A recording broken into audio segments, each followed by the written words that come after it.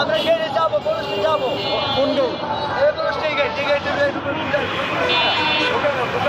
আপনি ওখানে রাস্তা পরশে গেটে গিয়ে আমি ভিতরে আমি একটা ঢুকবো, আর ওখানে পরশে ওই গেটে যাওয়ার পর বাইরে ওখানে আমি পরশে গেট বলে দিক দিয়া।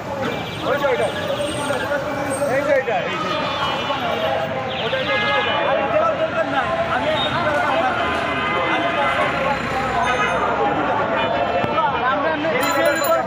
একটা মিছিল নাই গেট পর্যন্ত যাবে, গেট পর্যন্ত যাবে, গেট পর্যন্ত যাবে। আপনি পরশটা গেট পর্যন্ত যাবে, পরশটা জানতে হবে তো। হ্যাঁ, আপনি কেন যাবেন? অবশ্যই যাবে। না না, কেন যাবেন? আপনি কি আমার কি রাস্তা যাবেন না? কেন বেরিয়ে যেতে পারবো না? কেন যেতে পারবো না? আপনি কেন যেতে পারবো না? হ্যাঁ, কেন যাবো না? আপনার শুনেন, সরকার কেন যাবো না? আমার কি রেট নাই? আমি পরশটা সহ্য করবো না? আপনি বলবেন না, এরা যাবে, এরা যাবে, এরা আপনি দিলেন কেন? হ্যাঁ, আপনি বলতে যেতে পারবেন না কেন? বলেন, আপনি আসেন, বলেন। আমি কথা বলি তো।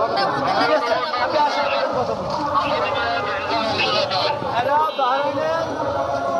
বাহরাইনের অনেকগুলো লোক বছরের বছর জেলে আছে। আমি বাহরাইনে যাওয়ার চেষ্টা করছি। আমি দুবাই, কাতার, সৌদি, সিঙ্গাপুর প্রবাসী দিকে কাজ করি। আমি সৌদি আরবে যাওয়ার পরেও মানে আমি ভিসা নেওয়ার চেষ্টা করছি। বাহরাইন বাংলাদেশের ভিসা দেয় না। আমি কিন্তু পাবলিক, ঠিক আছে।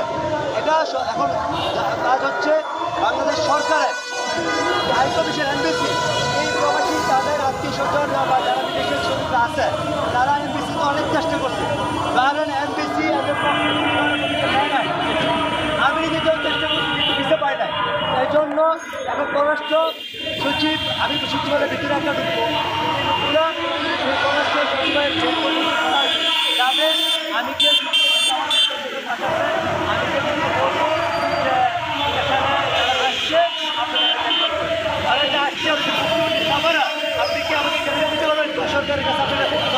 আমার দেশের এমবিসির কাজ হচ্ছে আমার দেশের প্রবাসীরা যত ধরনের সমস্যায় পড়ে তাদের সমস্যাগুলো সমাধান করা, দেখভাল করা, কেন হয়েছে এটা উদ্ঘাটন করা।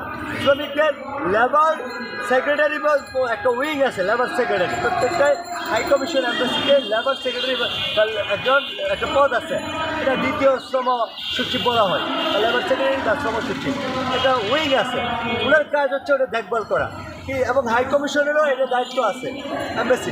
কিন্তু তারা 16 ডিসেম্বর, 26শে মার্চ, 21শে ফেব্রুয়ারি জাতীয় দিবসগুলো উদযাপন এবং ছাড়া কিংবা বাংলাদেশ থেকেগুলো ভিআইপিরা গেল তাদের তুষামুদি ছাড়া আর তেমন কোনো শ্রমিকদের সমস্যার জন্য তারা কাজ করে না। তারা আমাদের দেশের শ্রমিকরা বছরের পর বছর বিনা বিচারে তারা জেলে পড়ে থাকে। এদের দেখভাল করার জন্য তেমন কেউ নির্দোষ ব্যক্তিগুলোর আইনি সহযোগিতা কিংবা আন্তর্জাতিক হিউম্যান রাইটসগুলো কিন্তু কাজ করার সুযোগ পাচ্ছে না, তারা জানে না। তো আমার দেশের এমবিসিগুলো এবং সরকারের কাছে আমি উদাত্ত আহ্বান জানাচ্ছি যে অচিরেই দ্রুত আমার দেশের প্রত্যেকটা শ্রমিক, বিদেশি প্রবাসী কতটা দেশের বিষয়কে মধ্যপ্রাচ্যে জেলে আছে, কতদিন জেলে আছে, কেন জেলে আছে, এই প্রত্যেকের আইনি সহযোগিতা পর্যাপ্ত দেওয়ার জন্য আমি অনুরোধ করছি।